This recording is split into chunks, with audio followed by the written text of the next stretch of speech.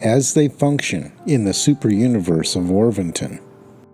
The sons of God are classified under three general heads: the descending sons of God, like Jesus; the ascending sons of God, like mortals; and the Trinitized Sons of God. Descending orders of sonship include personalities who are of direct and divine creation, like Jesus. Ascending sons, such as mortal creatures, achieve this status by experiential participation in the creative technique known as evolution.